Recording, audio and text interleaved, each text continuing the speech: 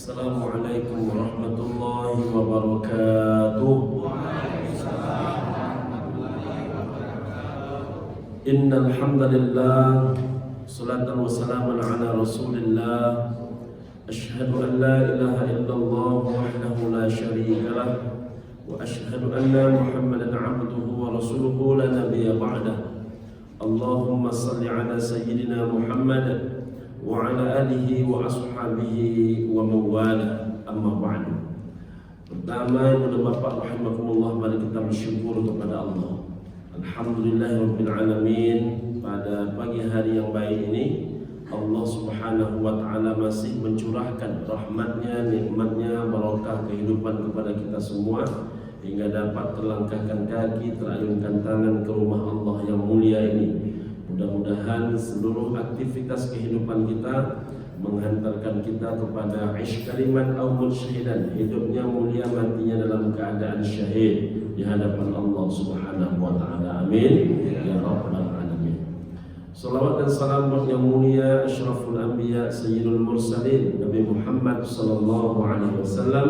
Kita ucapkan kalimat Allahumma salli ala sayyidina Muhammad wa ala ali sayyidina Muhammad. Assalamu alayka ya Rasulullah, assalamu alayka ya Habibullah.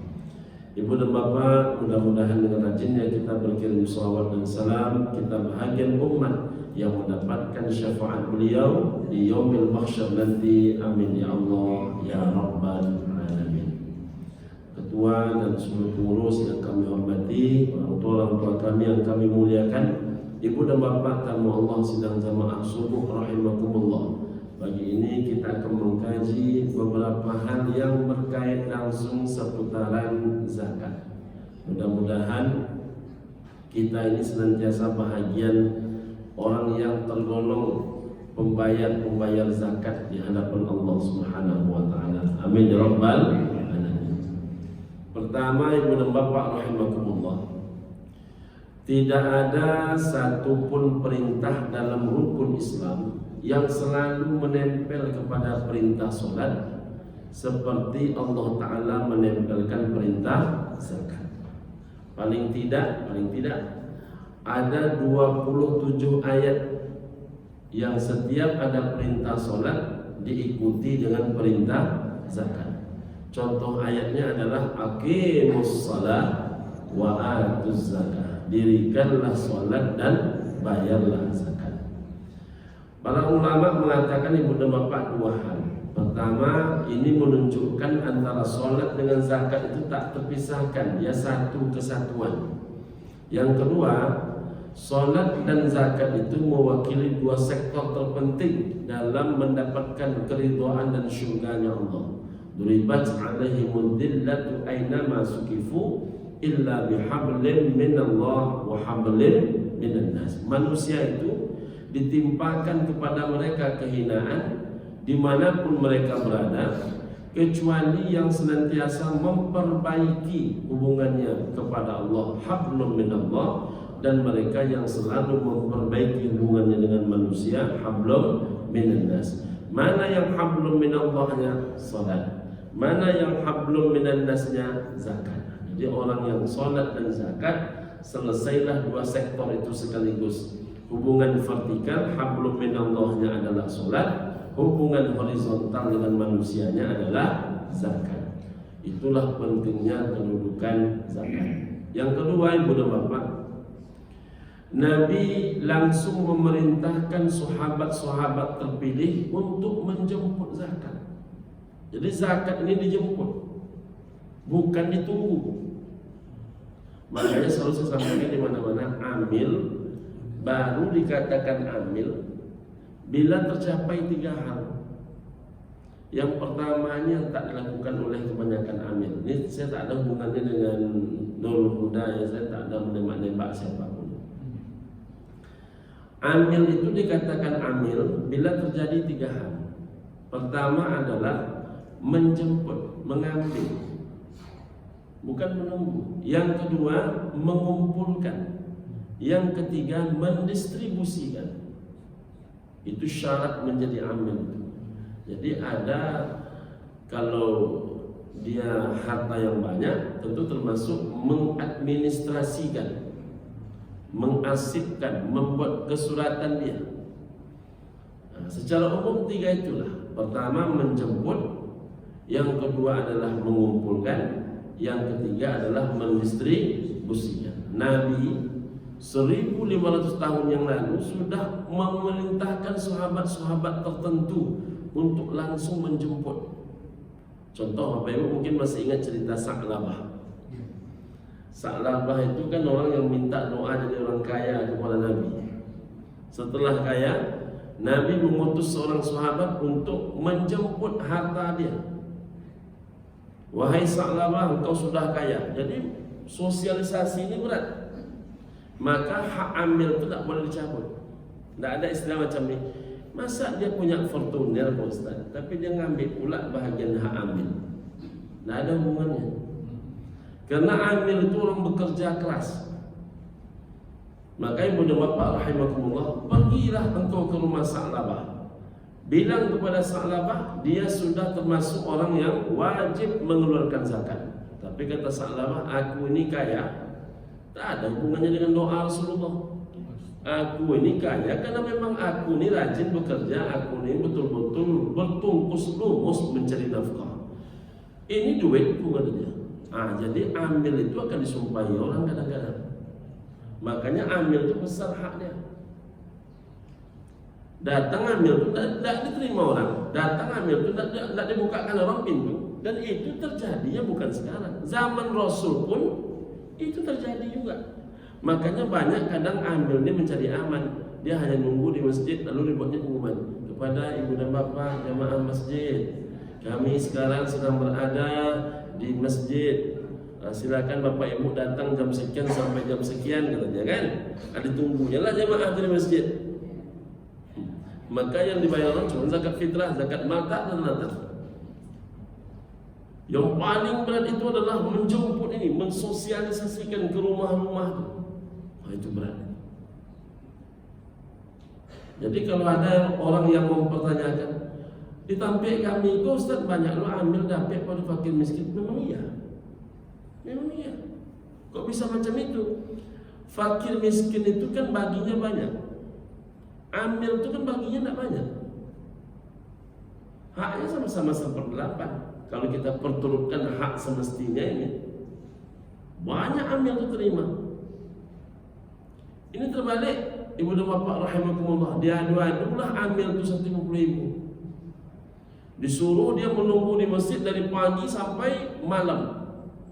Sebelum jadi amil, bapak itu belum banyak ubannya. Semenjak menjadi amil itu, tunggu ubannya. Jadi amil itu berat. Kalau gara-gara kita memberikan hak amil itu, lalu ada yang komplain, ada pula banyak mereka terima Ustaz. Yang bilang banyak itu suruh jadi amil. Takkan sanggup dia jadi amil itu, pandai bercakap itu. Orang banyak bercakap itu tak mampu bekerja. Ibu dan bapak rahimakumullah. Jadi amil itu berat. Buktinya Sa'labah menolak amilnya Rasulullah. Tapi juga Nabi memerintahkan Abi Dzar ke Yaman, jauh kan? Jauh itu ke Yaman tu. Ya Abu Dzar, hai Abi Dzar, pergi engkau ke Yaman. Untuk apa ya Rasul? Kumpulkan zakat orang-orang Yaman. Jadi zakat itu dipaksa, bukan ditunggu-tunggu. Cuman kita tidak bisa maksa sekarang ni. Karena zakat itu, ibu dan bapak rahimakumullah, menempelnya sekarang kewajiban pembayarannya dihimbaukan di masjid-masjid, tak ada paksaannya. Yang bisa dipaksakan itu oleh negara terhadap PNS, ASN, bisa dipaksakan. Tapi yang di masjid-masjidnya yang punya sawit 50 hektar tu, tak bisa dipaksakan. Karena negara tak main di situ. Pajak main, tapi zakat tak bisa main. Ibu dan bapak rahimakumullah, apapun pekerjaan hari ini, rumah makan sekalipun ada pajaknya. Tapi kalau urusan zakat tak ada. Nabi sampai menyuruh Abi Dzar itu ke Yaman, pergi engkau ke Yaman, kumpulkan zakat orang-orang Yaman di Yaman. Nah, jadi mengumpulkan zakat itu di tempat di mana kita mencari nafkah. Setelah dikumpulkan, kata Nabi, bagikan zakat orang Yaman itu di Yaman. Nah, inilah salah satu dalil bahwa zakat itu dibayarkan di mana harta didapat. Cuman di Pekanbaru tak berlaku nih. Saya tak tahu entah apa yang salah dengan pengajian di Pekanbaru hingga banyak orang Pekanbaru tak mau berzakat di Pekanbaru. Nabi mengatakan, ya Abu Dzar, hei Abu Dzar, pergi engkau ke Yaman, kumpulkan zakat orang Yaman, bagikan di Yaman. Itu sunnahnya. Nabi itu orang Mekah, pergi mencari nafkah di Madinah, membagikan zakat di Madinah. Jadi orang bawa zakat pulang kampung itu siapa gurunya itu? Nanti kita kaji. Kita sampaikan ya. Tak dicontohkan Nabi, tak dibuat Nabi. Abu Bakar, Umar, Utsman, Ali, Abdurrahman bin Auf, lain sebagainya itu. Sahabat-sahabat Nabi yang kaya-kaya itu mereka orang kota Mekah. Orang kota Mekah mereka itu. Cari uangnya di kota Madinah, bayar zakatnya di mana? Di Madinah. Coba. Jangan dulu mengkaji boleh tak boleh. Coba tunjukkan ke saya satu saja dalil yang menyuruh zakat di kampung. Kalau tak ketemu ayatnya, tak ketemu hadisnya, tunjukkan saya satu saja kisah sahabat yang mengantarkan zakatnya ke kampung. Misalnya ada orang sahabat Nabi itu orang Taif, kaya dia, tinggal di Madinah, diantarkannya zakatnya ke Taif. Taif kan termasuk dekatlah dari kota Mekah. Kalau Mekah kan agak jauh, perlu 480 kilo. Kalau Taif itu dulu ibu dan bapak 176 kilo, sekarang lebih pendek ya, 97 kilo. Nah, ibu dan bapak, sahabat tak ada yang macam itu. Nah, jadi siapa sebetulnya yang paling berhak menerima pemberian kita itu? Yang paling berhak menerima pemberian kita itu cuma dua. Di antara orang banyak ini, yang paling berhak itu dua. Kalau unsur orang, bukan unsur asnaf. Pertama, yang paling berhak tetangga. Mana dalil tentang bertetangga? Mazala Jibril alaihi salam, tak pernah ditinggalkan malaikat Jibril alaihi salam. Tentang apa itu? Yusini, mengingatkan kepadaku berjari tentang bertetangga, hatta zonantu annahu yuwarrisu, hingga aku menduga, kata Nabi, ada pembagian jatah harta warisan untuk tetangga. Jangankan zakat lagi, pembagian harta warisan itu diduga oleh Nabi ada untuk tetangga.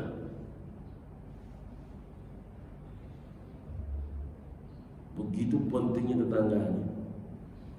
Saking pentingnya tetangga ini oleh Nabi dalam hak seseorang kepada tetangganya, diungkapkan oleh Nabi 8. Satu di antaranya, ibu dan bapak, ini dinding rumah. Dinding rumah ini kopel. Apa kata Nabi? La tu'dhihi rih, jangan kau tiupkan angin. Kalau kita menyebutnya aroma. Jangan kau tiupkan angin an kidrika, dari periukmu, dari kualimu, illa an tughrifa biha, kecuali engkau pastikan menciduknya untuk tetangga. Itu pentingnya tetangga itu. Jadi aroma makanan kita tidak boleh tercium oleh tetangga kalau tidak dapat jatah mereka. Di kota ini sengaja orang memvideokan. Hello guys, kata kawan, jengkol nih guys, katanya. Satu pun orang tak dapat. pun tak dapat. Saya dari dulu ayahanda, mohon maaf saya bolehkan anak-anak ini memvideokan makanan, memfotokan makanan. Rasa-rasa saya, sepemantauan saya, tak adalah anak-anak ini membuat foto sedang makan. Selalu saya sampaikan kepada anak-anak, engkau yang tak bisa mengenyangkan perut orang, jangan coba engkau pancing-pancing lapar orang. Nah, ini sengaja kawan tuh. Tak sedikit enaknya nih guys. Satu pun tak dapat. Udara saja oleh Nabi tak boleh. Udaranya saja tak boleh. Aroma saya kata Nabi tak boleh. Kecuali dicidukkan isinya untuk tetangga itu. Makanya ya hendak kalau di kampung-kampung ada dua nilai di kampung itu saya sangat sulit mendapatkannya di kota. Masak pisang batu. Masak pisang batu itu nak boleh langsung dimakan, diperam dulu. Karena pisang batu dulu dengan pisang batu sekarang beda. Pisang batu dulu masaknya dua. Kalau pisang sekarang itu standar sekali masak. Lebih maju sekolah pisang sekarang. Diperam dulu. Paling tidak masak dia sesisir, dua sisir, dibuatkan kolak. Setelah dibuatkan kolak, apa kata mak kita? Anto kumatu udung tu, anto kumatu acong tu, anto kumamu ongang tu, anto kumaitiang tu. Hantar. Kalau di Pekanbaru sering saya mendengar, kami bukan nak mau menghantar Pak Ustaz. Ya kalau dimakannya, udah ibu hantarkan? Belum Pak Ustaz, belum dihantarnya lagi. Belum dihantar dia lagi.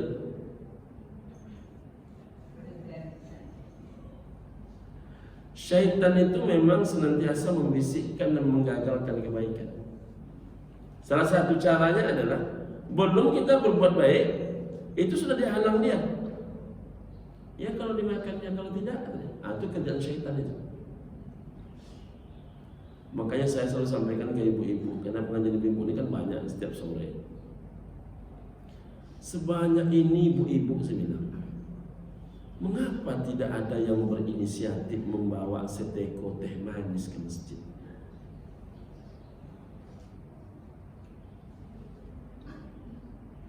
Satu teko saja.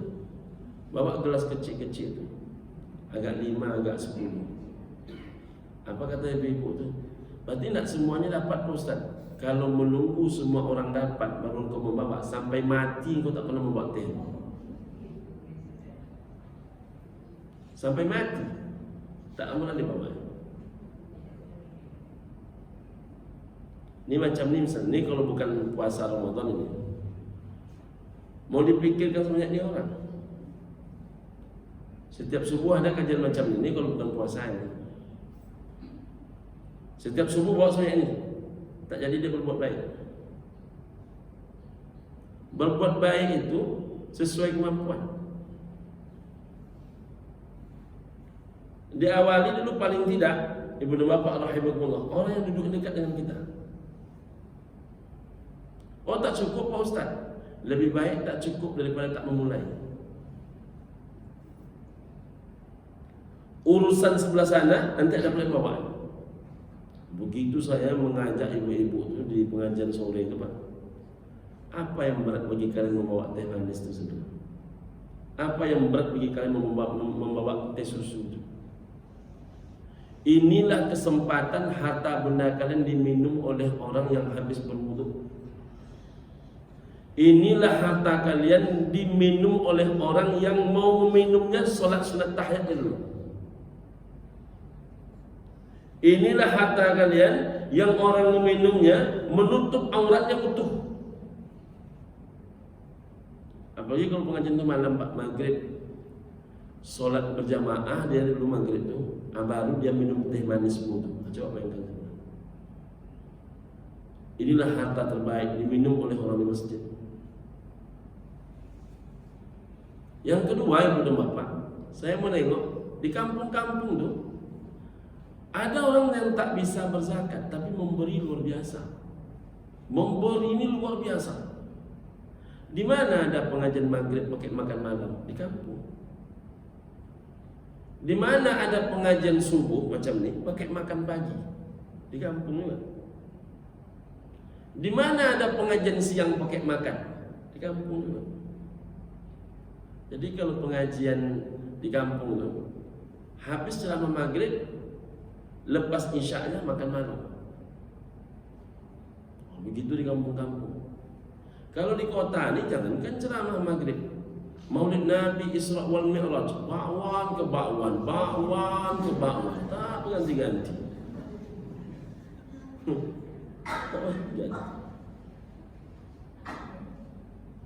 Jadi di kampung semangat orang untuk memberi dengan sesama itu luar biasa. Luar biasa itu teman-teman. Nah, balik kepada tadi. Apa yang mereka sedang amalkan? Hak tetangga. Memberikan hak tetangga. Jadi hak tetangga itu wajib diberikan. Maka hubungan dengan tetangga itu dikaitkan dengan rukun iman, Pak.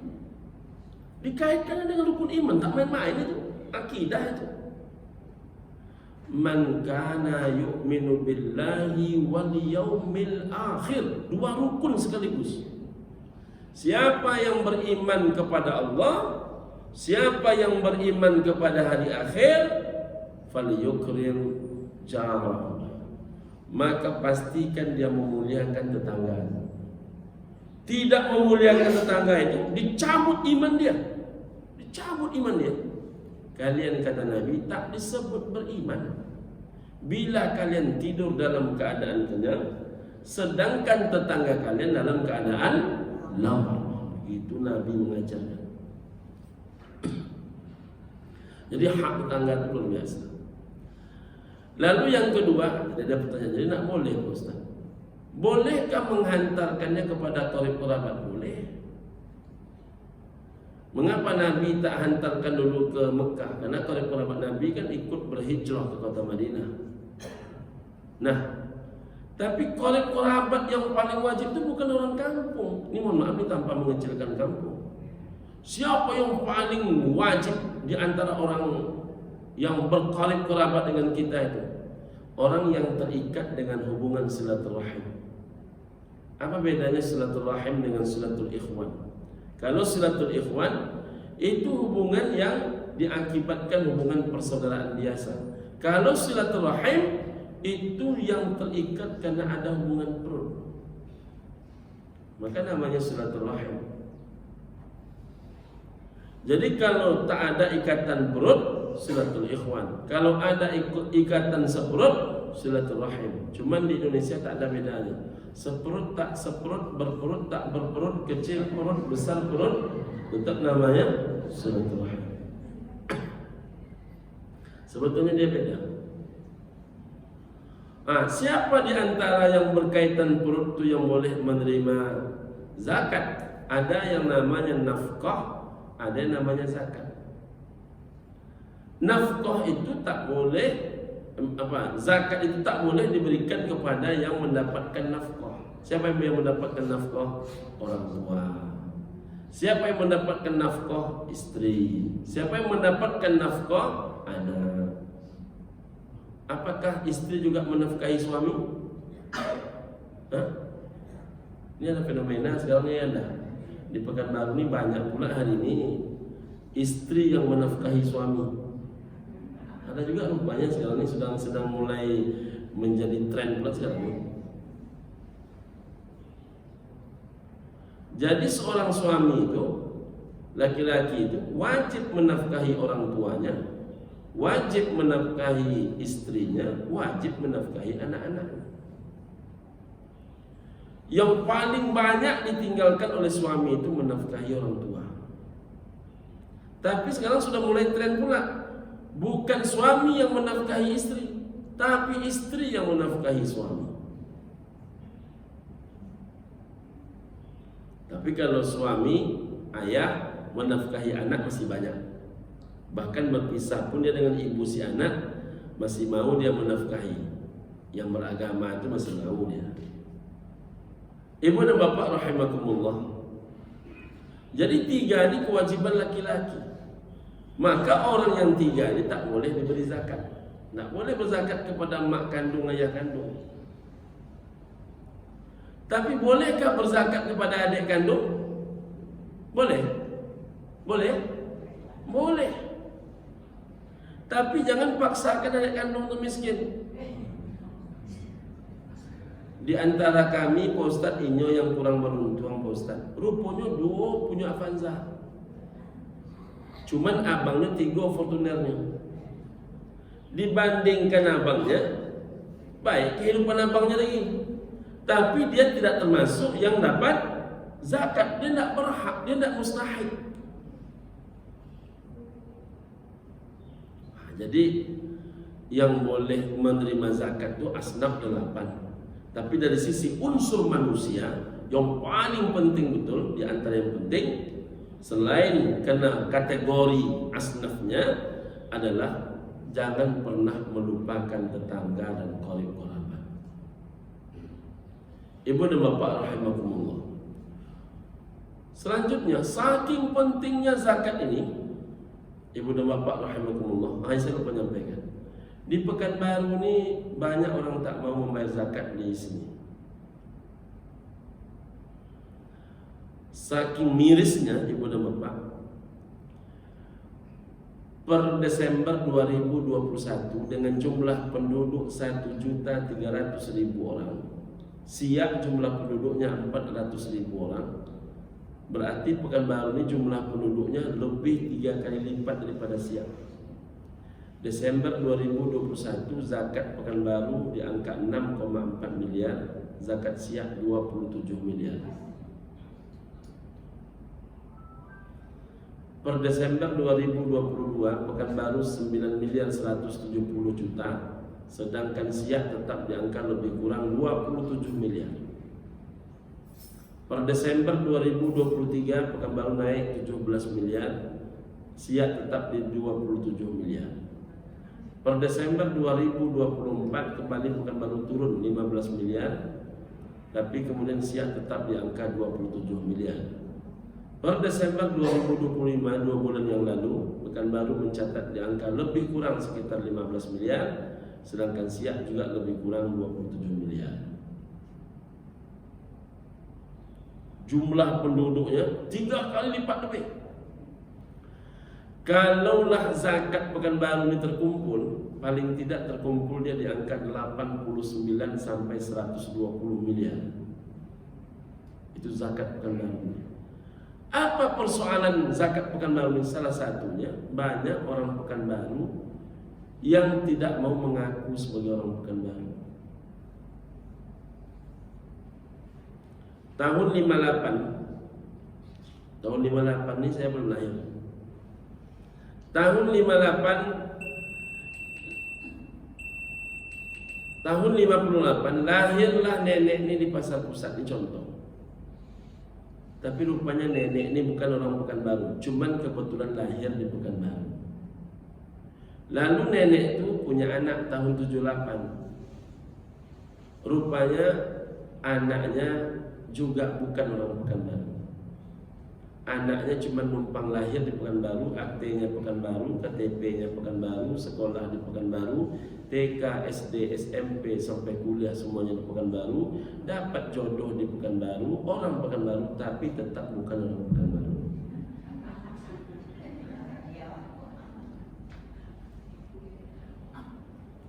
Tahun 2003 bercucu nenek itu di Pekanbaru. Tahun 2003. Sekarang cucunya itu umurnya 23 tahun. Cucu ini dimudahkan pengurusan akte notarisnya oleh Pemko Pekanbaru. Khitanannya hadir tokoh-tokoh Pekanbaru. Mohon maaf, yang membawa amplop semuanya warga Pekanbaru. Yang memeriahkan khitannya akikah sampai khitannya adalah warga Pekanbaru. Yang ikut membayarkan tenda dia sampai kepada catering-catering dia orang Pekanbaru, tapi dia tetap bukan orang Pekanbaru.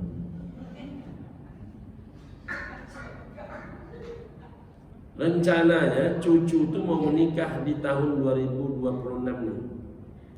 Lepas hari raya haji ini mau menikah. Kalau jadi dia menikah, umpama lahirlah anak dia paling lambat misal 2027, maka bercicitlah nenek itu di Pekanbaru. Bercicit dia. Bercicit dia 4 kali bertumpah darah di Pekanbaru, tapi bukan orang Pekanbaru. Tak mau dia menyebut dia orang Pekanbaru. Kenapa? Memang dia bukan orang Pekanbaru. Dia cuma numpang lahir di Pekanbaru. Dia cuma mengurus akte sampai ijazah anak di Pekanbaru. Numpang lewat jalan-jalan di Pekanbaru, numpang memadat-madatkan jalan di Pekanbaru, tapi bukan orang Pekanbaru. Tak lama kemudian wafat ibu tuh.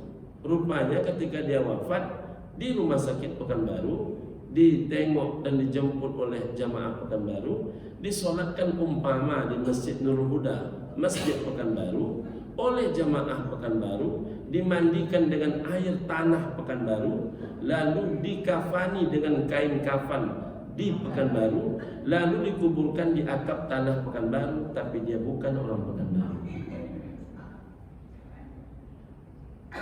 Saya tak tahu pengajian macam ini di mana kenanya. Apa akibatnya Pak Ustaz? Tak rela dia zakatnya mengalir di Pekanbaru. Dari mana Ustaz tahu? Saya kebetulan pernah menjadi ketua bidang pengumpulan zakat Kota Pekanbaru. Menangis, miris 600 karyawannya. 600 ini kebanyakan mereka ini adalah orang-orang yang wajib bayar zakat. Saya telepon bosnya, kalau bisa Pak Haji, titipkanlah sikit ke Pekanbaru, sikit jadilah. Banyak yang mesti dibantu di Pekanbaru. Ada Pak Haji, saya bilang, anak yatim piatu. Yatim piatu, tinggal sama neneknya. Anak yatim piatu tinggal sama neneknya, dan neneknya berpulang ke rahmatullah.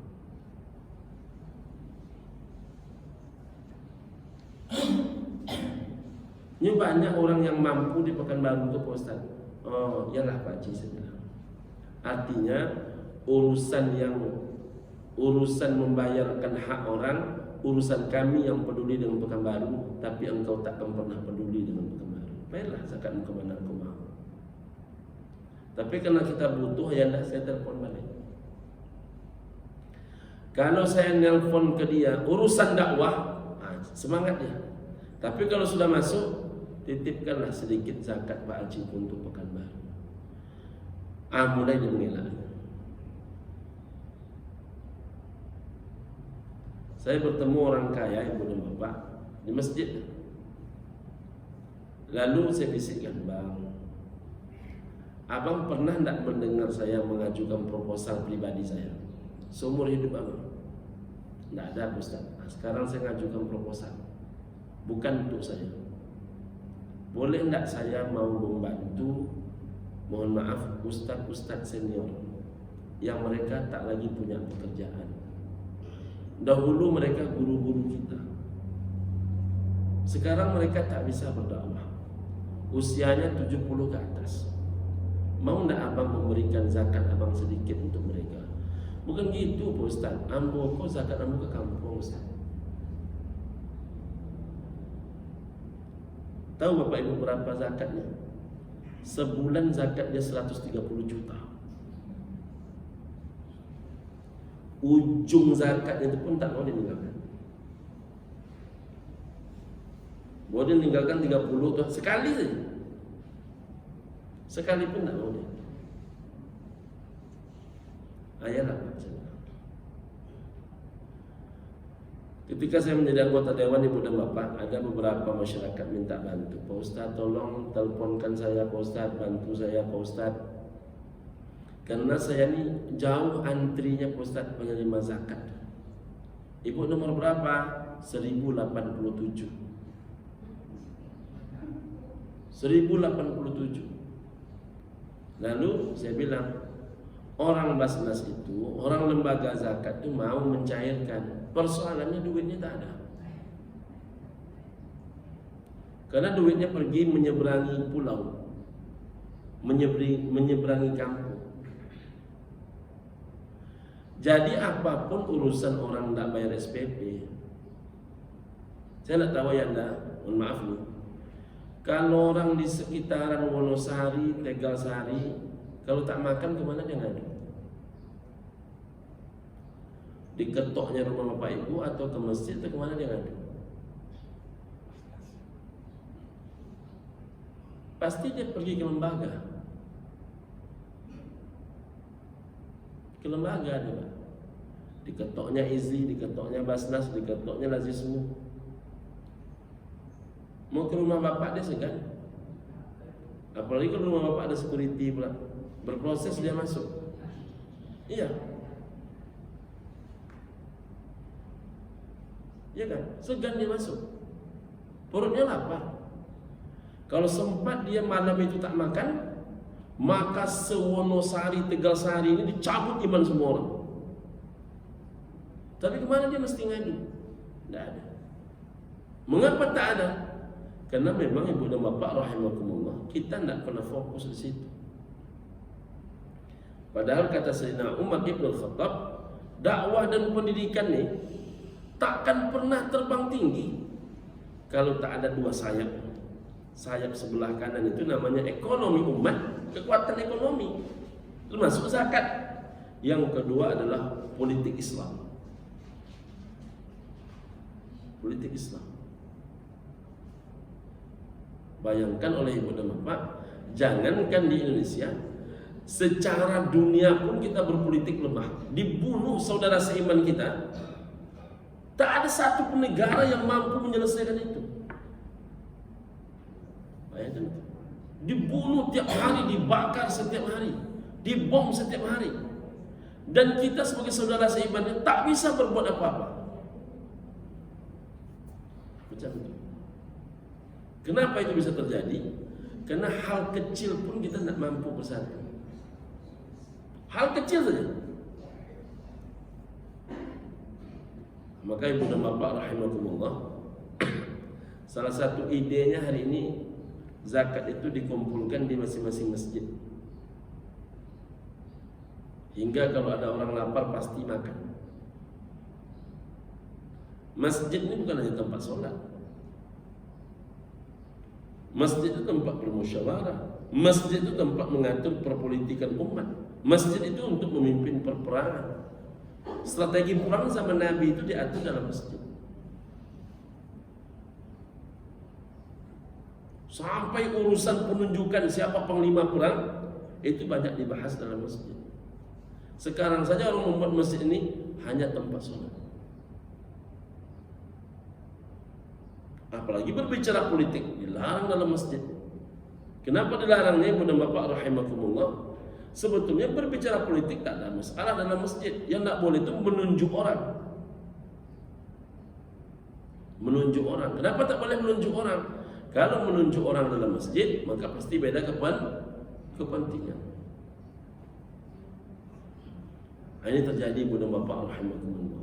Nah, saking pentingnya zakat ini, di zaman Sayyidina Abu Bakar As-Siddiq, orang tak membayar zakat ini dimasukkan kepada kelompok riddah, kelompok orang-orang murtad. Jadi ada 3 kelompok yang dimasukkan kepada kelompok riddah. Pertama, orang murtad. Bapak Ibu boleh buka itu di sejarah tentang riddah itu. Pertama yang dimasukkan kelompok riddah itu orang murtad, orang keluar dari Islam. Tak ada sahabat yang mendebat. Yang kedua, yang dimasukkan kelompok riddah itu adalah nabi palsu dan pengikut nabi palsu. Tidak ada sahabat yang mendebat. Tapi yang ketiga, orang tak membayar zakat. Ketika orang tak membayar zakat dimasukkan kepada kelompok riddah, kelompok orang yang menolak Islam, salah satu yang protes itu Sayyidina Umar. Bagaimana kita bisa memerangi orang yang sholat hanya karena mereka tidak membayar zakat? Kata Abu Bakar As-Siddiq radhiyallahu anhu, masihkah engkau sepakat denganku wahai Umar bahwa orang yang semasa Nabi hidup sholat sekaligus dia membayar zakat, lalu Nabi Muhammad wafat, dia kerjakan sholatnya saja, lalu zakatnya dia abaikan, bukankah itu bentuk pembangkangan langsung kepada perintah Nabi Muhammad SAW? Maka kenapa orang tidak membayar zakat itu diperangi? Kita ni kalau sempat hidup di zaman Abu Bakar Siddiq, Pak, berapa banyak yang mesti dibawa ke mahkamah. Jadi ibu dan bapak, mari kita perhatikan zakat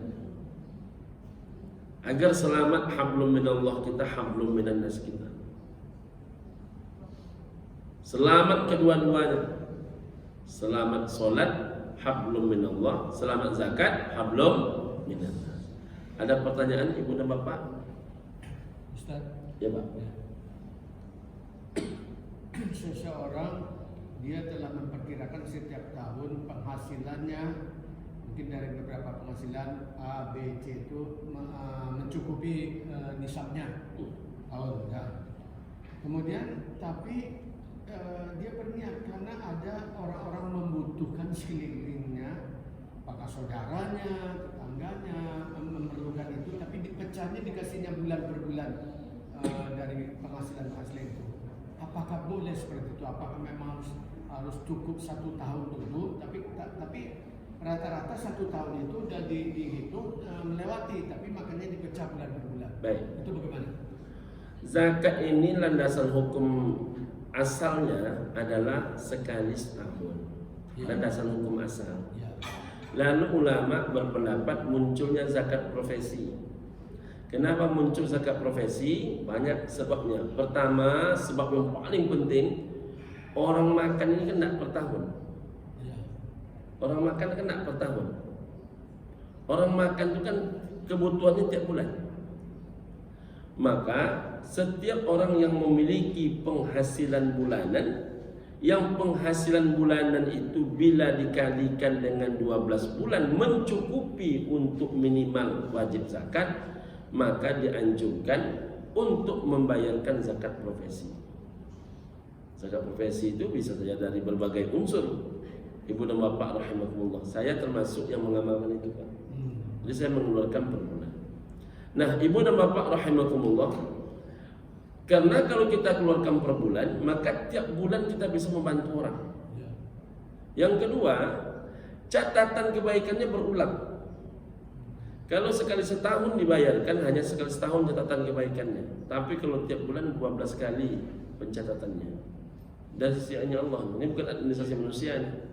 Yang ketiga, yang paling penting ibu dan bapak rahimakumullah, menghindarkan kita terjebak dengan bujukan syaitan. 600 juta penghasilan bruto. Ini bruto ini di luar di luar kewajiban. Jadi bukan dikeluarkan uang makan dulu, dikeluarkan uang SPP anak, tidak macam itu. Itu sudah tergolong pendapatan dia. Tapi kalau misalnya Bapak Ibu buka usaha, itu sewa ruko boleh dikeluarkan, uang listrik boleh dikeluarkan. Nah, ibu dan bapak rahimakumullah, tapi belum juga neto itu kan sudah bersih dia kan. Nah, ibu dan bapak rahimakumullah, kalau pendapatan itu 600 juta setahun, maka zakat ibu dan bapak itu kan 15 juta. Mengeluarkan uang untuk orang, Pak, 15 juta sekali keluarkan, itu syaitannya besar, Pak, raksasa dia, megaloman dia. Tapi kalau 15 juta itu dibagi 12, hanya 1 jutaan, itu agak melandai dia, tidak begitu beratnya. Tambah lagi, yang paling berbahaya itu, diakali dia. Zakat itu kan hanya dikeluarkan sekali setahun, kata dia. Pas 11 bulan, bolehnya fortuner, hilang zakat. Pas 11 bulan direhabnya rumah, hilang zakatnya. Pas 11 bulan dibeliin sawit, hilang zakatnya. Tapi kalau dia keluarkan tiap bulan, tetap terkeluarkan zakatnya. Nah, itulah hikmah dibalik munculnya fatwa tentang zakat profesi. Walaupun kalau kita nak berdebat tidak selesai dia. Intinya sebetulnya membayar zakat, bukan di perdebatannya. Kalau memang dia merasa aman misalnya sekali setahun, ya silakan. Saya termasuk yang merasa saya tak aman. Saya merasa saya tak aman sekali setahun. Itu Pak. Terima kasih Ustaz. Sama-sama. Ada lagi Pak Ibu habis? Habis ya? Oke. Terima kasih kepada Bapak rahimakumullah. Ini nanti ya Umi Nurali. Ini izin ini karena ada double jadwal Ibu dan Bapak dengan Ar-Rahim Harapan Raya. Ada miscommunication sedikit. Nanti saya selang-seling insyaAllah masuknya ke Nurul Huda.